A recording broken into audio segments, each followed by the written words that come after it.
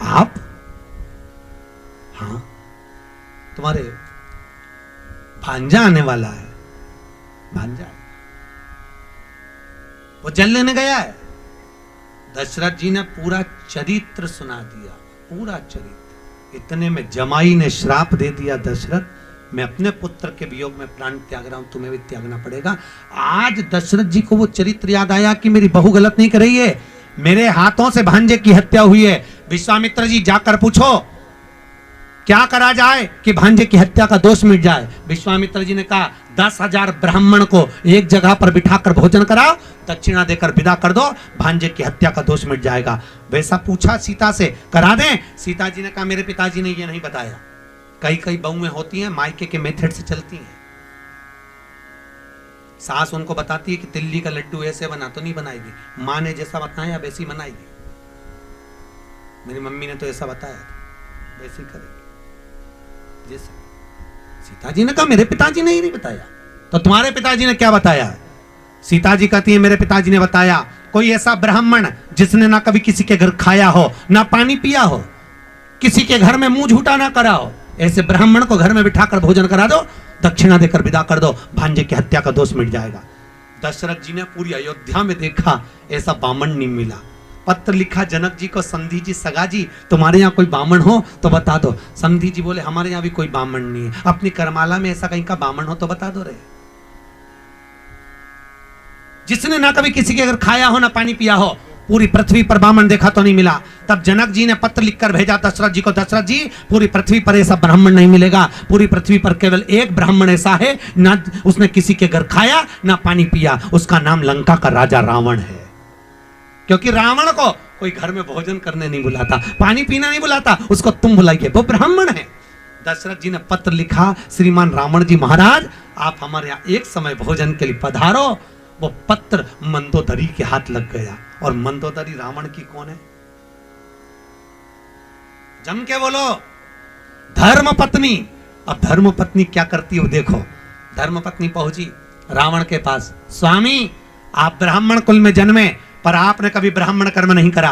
रावण कहता है मैं ब्राह्मण कर्म तो करता हूं, शंकर जी की पूजन करता हूं, जनेऊ पहनता हूं, त्रिपुंड लगाता हूं, ये ब्राह्मण कर्म नहीं तो और क्या है? इतने में मंदोदरी ने कहा ब्राह्मण कर्म इसे नहीं कहते, ब्राह्मण कर्म वो होता है जजमान के यहां भोजन करने जाओ, दक्षिणा लेकर आओ। इतने में रावण हंसकर बोला मेरे जैसे दशानंद को कौन भोजन कराएगा, किसको अपने खजाने खाली करना है? मंदोदरी बोली फालतू की बात छोड़िए, ऐसे जजमान बहुत हैं जो भोजन कराएंगे, आप जाओगे? रावण बोला तू नाम बता मैं चले जाता हूं, जाइए, राजा दशरथ ने तुम्हें भोजन करने बुलाया है। रावण ने अपने मस्तक के मुकुट को जमीन पर रख दिया, क्योंकि रावण बड़ा विद्वान था, उसको मालूम था अहंकार का मुकुट पहनकर जाऊंगा तो मुझे राम नहीं मिल पाएगा, अहंकार छोड़कर जाऊंगा तो राम मिलेगा। मुकुट जमीन पे। रावण गया, किसके कहने पर? अरे बोलो जम के, तो तुम कब कहोगी? वो तो मंदोदरी थी, उसने कहा जाओ राम जी के दरवाजे, तो तुम भी रोज जाके बोलोगे कि नहीं बोलोगी? चलो। वो पूछे कहां? कथा हो रही है। 7 दिन में एक दिन तो धर्म पत्नी बन जाओ, मेरा निवेदन इतना सा है, उनको भी साथ लेकर। और जो न्याय, तो निवेदन ने जो कथा सुनने न्याय माताओं, उसको पूरी कथा यहां से जाकर पूरी पूरी सुना। इंदौर की कथा याद आ गई हमको, गुमास्ता नगर में कथा थी, हमने कहा जितनी कथा यहां सुनकर जाओ सारी कथा घर पे सुनाओ। एक नई नवेली बहू, 3 महीने हुए थे शादी के, 3 महीने शादी के, वो रोज जाए कथा सुनाए। एक दिन वो हमारे पास आकर बोली गुरुजी आज मेरा सेठ आया है, पति आया है। मैंने कहा बेन आखिरी में मिलवाना, बेलपत्र देंगे। हो आखिरी में मिलने आए, हमने बेलपत्री दी। हमने पूछा भैया 3 दिन कथा में नहीं आए, आज चौथे दिन कैसे आ गए? उसने कहा गुरुजी सही बोलूं? मैंने कहा बोल। कि गुरुजी रात को 9 से 12 सुनने से अच्छा है दिन में 3 से 6 सुन लूं, क्योंकि पूरी रात बैठ के ये कथा ही सुनाती रहती है। तो तुम भी नियम ले लो, यहां से जाने के बाद पूरी पूरी कथा। ए जी पांव दबा दबा के, गला नहीं, पांव पूरी पूरी कथा। मंदोदरी ने भेज, धर्म पत्नी भेजी और मंदोदरी ने भेजा। पहुंचे रावण, दशरथ जी को मालूम पड़ा लंकाधिपति रावण आया, ब्राह्मण आया है। दशरथ जी तुरंत आए। दशरथ जी ने आकर रावण के चरण धोए। राम जी ऊपर छत पे खड़े हुए देख रहे थे, आज मेरे पिता रावण के चरण धो रहे हैं। राम जी जान गए मेरे पिता ने रावण के चरण धोए हैं तो एक दिन मैं भी इस रावण के चरण जरूर धोऊंगा, क्योंकि जैसा बाप करता है वैसी औलाद करती है। ये भी तो होता है। एक माता पिता ने अपने बच्चे से कहा, सुन शाम को गुरुजी आएंगे, प्रणाम करना हो। शाम को गुरुजी आए, पिताजी ने कहा चल प्रणाम कर, नहीं करना। पिताजी ने कहा प्रणाम कर, नहीं करना। पिताजी ने 2 धर के दिया। बच्चा रोने लगा, माँ ही बेटा अपने गुरुजी प्रणाम कर, नहीं करना। माँ ने भी धो दिया, 4 धर के दिया। बच्चा रोए। इतने में गुरुजी ने कहा काहे को मार रहे हो कि प्रणाम नहीं कर रहा। गुरुजी बोले नहीं कर रहा तो मत करने दो, कम से कम तुम दोनों तो करो, तुम दोनों करो। अब जैसे ही माता पिता ने प्रणाम करा, बच्चे ने साष्टांग दंडवत कर लिया। उनको देखकर हम सुधरेंगे, युग सुधरेगा, हम बदलेंगे। अरे बोलो तो युग बदलेगा, बदलो तो सही। कब बदलोगे? अरे बोलो तो बदलना जरूरी है। 2 चीज बहुत जल्दी बदली, एक घूंघट, एक मेहंदी। पहले घूंघट यहां था, फिर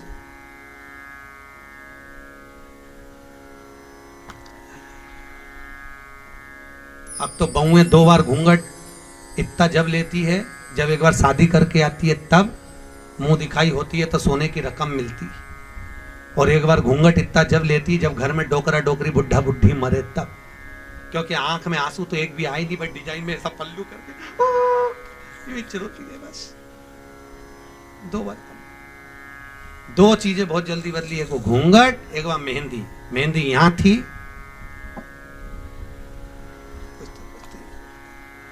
पूना में कथा थी मंगलवार पेट में, तो हमने पूछ लिया, एक बच्ची लगा के, हमने कहा तनु इधर आ, तो क्या हाँ गुरुजी ये तूने क्या लगाया, तो कि वो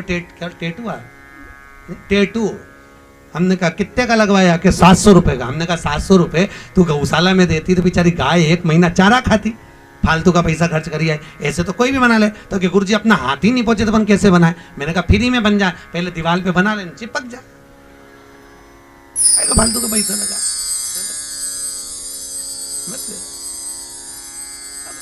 देव ऋषि यहाँ पर भगवान दशरथ जी महाराज रावण के चरण धो रहे हैं। राम जी ने देख लिया आज मेरे पिता चरण धुला रहे हैं, एक दिन मैं भी चरण धुलाऊंगा। और आया था समय जब रामेश्वर धाम की स्थापना करी, कोई विद्वान पंडित नहीं मिला।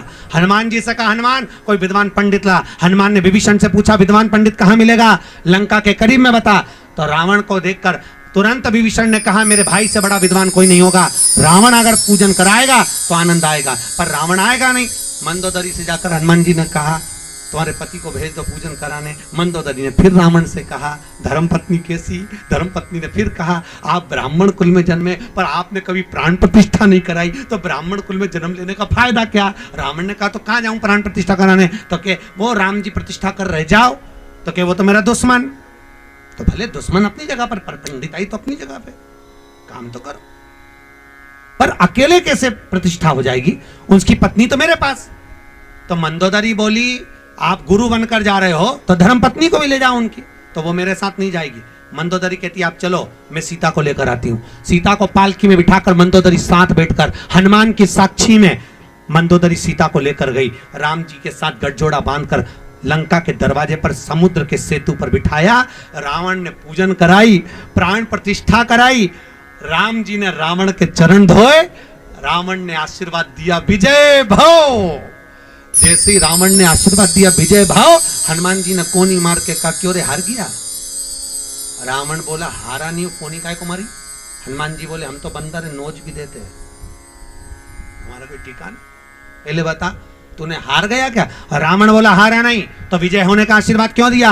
रावण कहता विद्वान गुरु की गादी पर बैठा हूं और गुरु की गादी पर जो होता यही आशीर्वाद देता, इसलिए मैंने विजय होने का आशीर्वाद दिया है। पर राम मेरा दुश्मन है, युद्ध के मैदान में मैं युद्ध लड़ूंगा, यहां मैं गुरु हूं।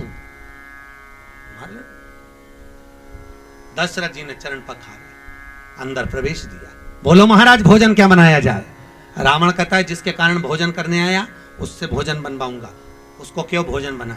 सीता जी से कहा तुम भोजन बनाओ। सीता जी बोली बेटी पहली बार भोजन बनाती है तो अपने पिता को खिलाती है, और बहू पहली बार भोजन बनाती है तो अपने ससुर को या पति को खिलाती है। ना तो ये मेरा पति लगता है ना मेरा ससुर लगता है, भोजन काय को बनाऊं। कैकेयी ने जाकर समझाया, हमारे यहाँ कोई ब्राह्मण जीमता है तो पूर्वजों के भाव से जीमता है, तुम भोजन बनाओ। तब सीता जी ने भोजन बनाया, रावण ने भोजन करा। दशरथ जी ने पूछा, बोलो महाराज दक्षिणा क्या दी जाए। रावण कहता है, जिसके कारण भोजन करने आया, जिसने भोजन बनाकर खिलाया, दक्षिणा बोधेगी उसको बुलाओ। सीता जी को बुलाया गया। माता सीता ने हाथ जोड़कर कहा, बोलो ब्राह्मण देवता दक्षिणा क्या दूं। रावण सीता को देख रहा था, सीता रावण को देख रही थी। सीता पहचान गई, ये वो रावण है जिसने धनुष यज्ञ के समय पर जनकपुरी में उपद्रव मचाया था। धनुष यज्ञ के समय पर आया। रावण ने कहा, सीता जो दक्षिणा मांगूंगा दे दोगी। सीता जी कहने लगी, मांगिए, क्या चाहिए दूंगी, बोलो क्या चाहिए। रावण कहता है, सीता दक्षिणा में मुझे मेरी मुक्ति चाहिए। क्या चाहिए, जम के बोलो। मुक्ति, नुक्ति नहीं, अरे जम के बोलो, मुक्ति। दक्षिणा में मुझे मेरी मुक्ति चाहिए। सीता जी बोली, सीता जी जानती थी मुक्ति देने वाली मैं नहीं हूं, मुक्ति देने वाला राम। सीता जी ने उसी समय कहा, सुनो ब्राह्मण देवता, अगर मेरे पिता जनक जी के यहाँ जीमने आते जो मांगते दे देती, पर अब मेरी शादी हो गई है, पति से बिना पूछे कुछ नहीं दे सकती, इसलिए मैं अभी पूछ कर आऊंगी तब दूंगी, जाओ पूछिए। सीता जी राम जी के पास गई, महाराज ब्राह्मण को दक्षिणा में मुक्ति चाहिए। राम जी ने कहा, दे दे। महाराज आप जानते हो, रावण को अगर मुक्ति देना है तो पहले लंका में भक्ति को भेजना पड़ेगा। जब लंका में भक्ति जाएगी तब रावण को मुक्ति मिल पाएगी। राम जी ने कहा, सीता मैं भक्ति को लंका भेज दूंगा। सीता जी कहती हैं, स्वामी आपकी ये धर्म पत्नी सीता का एक नाम भक्ति है, सीता लंका जाएगी तब रावण को मुक्ति मिलेगी। राम कहते, सीता शंकर के भगत के उद्धार के लिए तुझे लंका भेज दूंगा, तब तो मुक्ति मिलेगी। और सीता जैसे लंका में गई, रावण के हृदय में ऐसी भक्ति निवास करी। सीता जैसी लंका में पहुंची, रावण के मुख से राम राम सीता राम निकलना चालू हो गया, और अंत में राम जी ने जाकर रावण को मुक्त कर दिया। ऐसी मुक्ति रावण पा गया। महाराज सहज नहीं, धर्म पत्नी का फर्ज अदा करना सहज है।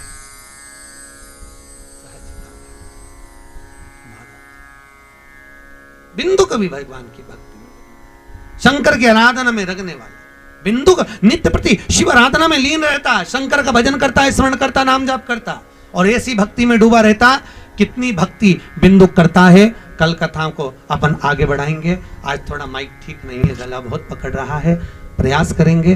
कल कथा आप लोग निश्चित समय पर आ जाओगे क्या? 6:30 बजे? अरे बोलो तो सही, पक्का टाइम पे आ जाओगे? अगर आप 6:30 बजे जाओगे तो हम भी 6:30 बजे यहाँ पहुंच जाएंगे, और 9:30 बजे विराम कर देंगे। अगर माइक अच्छा होगा तो 9:30 तक, नहीं तो 9 बजे तक कथा चलाएंगे। ठीक है, आप लोग निश्चित समय पर पधारें। अकेले मत आना, अपनी अड़ोसन, अड़ोसन कहते पास वाली को, पड़ोसन इधर वाली को, और पीछे वाली धड़ोसन, सबको लेकर आना। पुरुषों से निवेदन है, आप अपनी पड़ोसन के साथ मत आना, नहीं तो घर जाके आफत हो जाएगी। इसलिए आप अपने अड़ोसी, पड़ोसी और धड़ोसियों के साथ पता। और निवेदन है, तुम्हारी पड़ोसन आने से हमारा कोई फायदा नहीं है, फायदा तुम्हारा होता है। जब तुम अकेली अकेली घर पे बोर होती हो तो बात करने कौन आती है? बोलो तो आती ना, अड़ोसन पड़ोसन धड़ोसन। अब मालूम पड़े तुमने कथा सुन ली और कथा सुन के तुम चली गई बैकुंठ, बैकुंठ में अकेली अकेली कितनी बोर होगी ना। इसलिए 2-4 मोहल्ले की एक साथ बैकुंठ जाओगे तो कम से कम बैठ के बात तो कर लोगे। इसलिए कल से कथा में अकेले मत जाना, सबको लेकर आना, और शाम की कथा है उनको भी ले आना। समझ गए? बस सबको लेकर पधारो, बड़े आनंद में कथा का रसपान करिए। अगर माइक अच्छा रहेगा तो निश्चित समय तक कथा चलेगी, नहीं तो कथा को बीच में ही मध्य में विराम दिया जाएगा। आज की कथा को यहाँ विराम देते हैं। कल कथा में अपन सुनेंगे जिनको शुगर हो जाती है तो शुगर में शंकर भगवान को क्या चढ़ाकर खाया जाए कि शुगर की बीमारी लेवल में रहे। ब्लड प्रेशर वालों के लिए ध्यान रखेंगे, जिनकी आंखों में चश्मा चढ़ा रहता है, चश्मे को निकालने के लिए शंकर भगवान को क्या चढ़ाया जाए कि आंखों का चश्मा समाप्त हो जाए। तो वो कल कथा में अपन आगे बढ़ाएंगे और शिव की आराधना की ओर अग्रणी होकर सृष्टि रचना की ओर बढ़ेंगे।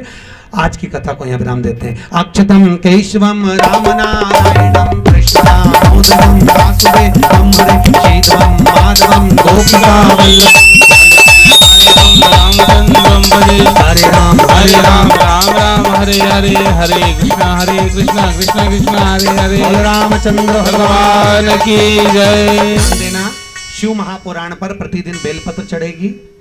शास्त्र कहता है, शिव महापुराण की विद्येश्वर संहिता कहती है, शंकर जी पे चढ़ी हुई बेलपत्र खाने से कभी जिंदगी में कमर का और घुटने का दर्द नहीं रहता। जिनके घुटने में और कमर में दर्द रहता है तो आरती के बाद आपको जो बेलपत्र दी जाएगी उसको दांतों से चबा चबा कर खाना है।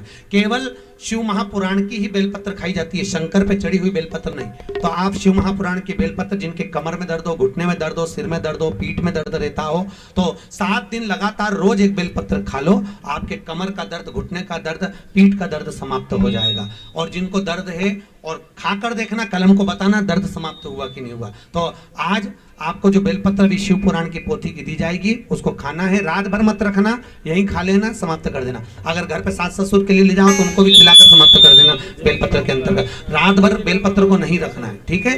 उसको खाकर यहीं विराम देंगे। कुछ सूचना है हमारे बीच में है?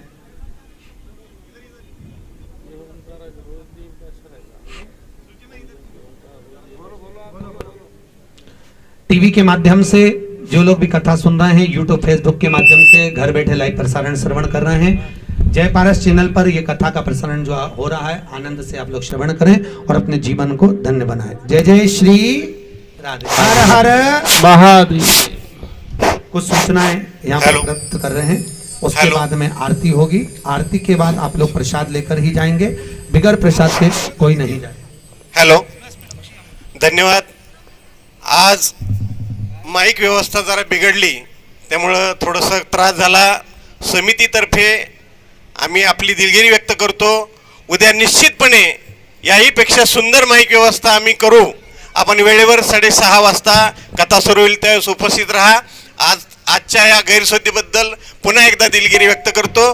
ज्यांची आता नावं मगाशी पुकारलेली आहेत त्यांनी आरतीसाठी या ठिकाणी पुढं मंचाच्या समोर यायचं आहे। मंचाच्या समोर येऊन त्या ठिकाणी आरतीसाठी सपत्नीक उभा राहायचं आहे। आरती झाल्यानंतर दरवाजाजवळ आपल्याला प्रसाद देण्याची व्यवस्था केलेली आहे। शांततेने प्रसाद घेऊन आपण कसलाही गडबड गोंधळ न करता या ठिकाणी स्थान सोडायचं।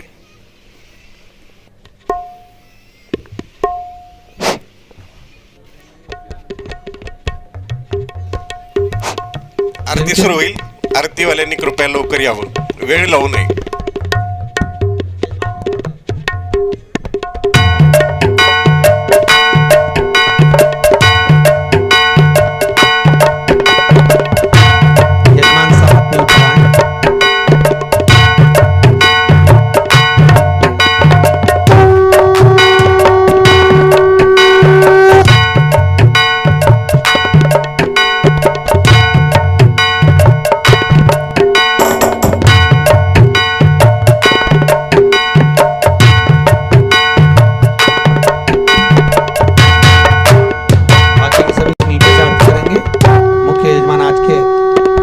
पूजन के यजमान है वो लोग ऊपर से आते।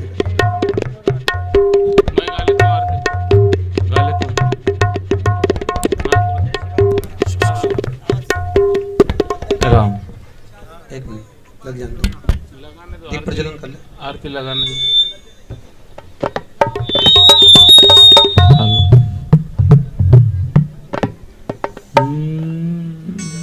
दीप लगा लीजिए सभी। अपनी जगह पर पहले दिन की आरती खड़े हो जाइए। सभी लोग अपनी जगह पर खड़े हो जाएं। आज पहले दिन की आरती है। मंगलम भगवान शंभो, मंगलम वृषभध्वज, मंगलम पार्वती नाथो, मंगलाय तनो हरि। अस्तु श्री मंगलाय भवन्तु। ओम जय शिव ओंकारा, प्रभु हर शिव ओंकारा। ब्रह्मा विष्णु सदा शिव, भोलेनाथ महादेव, अर्धांगी धारा। ओम हर हर हर महादेव। एकानन चतुरानन पंचानन राजे, शिव पंचानन राजे। हंसा आसन गरुड़ासन विश्वासन साजे। ओम हर हर हर महादेव। दो भुज चार चतुर भुज दश भुज ते सोहे शिव दश भुज अति सोहे। तीनों रूप निरखता शिव के रूप निरखता त्रिभुवन वन मोहे। ओम हर हर हर महादेव। माला वन माला रुंड माला ओ शिव रुंड माला धारी। मृग मद चंदा चंदन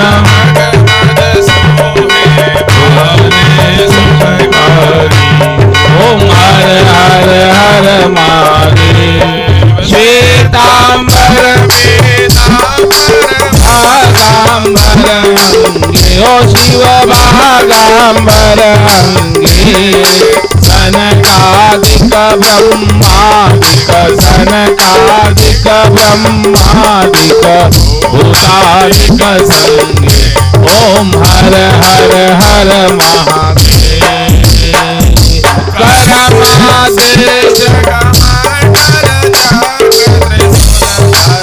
ओ भोले चक्र त्रिशूल धरता सुख करता दुख हरता सुख करता दुख हरता जग पालन करता।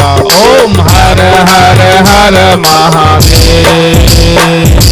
ब्रह्मा विष्णु सदा शिव जानत अविवेका बोले जानत अविवेका। प्रणवाक्षर ओम माते प्रणवाक्षर ओम माते ये तीनों एका। ओम हर हर हर महादेव। त्रिगुण स्वामी जी के आरती जो कोई नर गावे शिव वो कोई नर गावे।